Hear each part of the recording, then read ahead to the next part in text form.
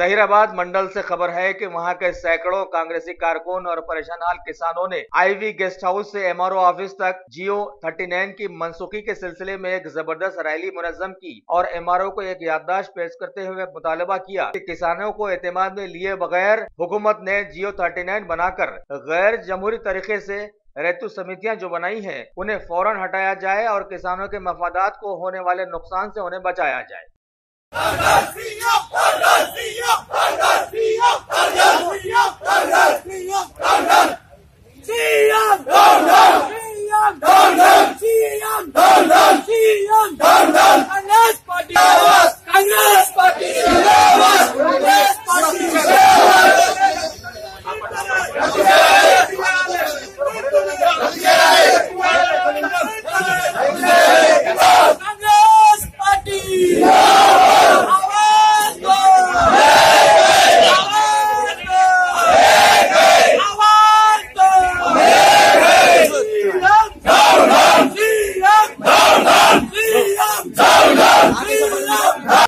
क्योंकि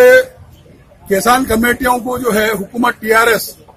अपने लोगों को जो है कमेटियों में मेंबरशिप दे रहे हैं, जबकि किसानों में जो है ग्राम सभा रखकर हर गांव पे जो है ग्राम सभा के जरिए से जो है कमेटी को जो है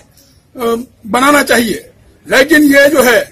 यहाँ पर मौजूदा है जो है एमएलसी साहब अपने घर पर जो है मीटिंग ले रहे हैं,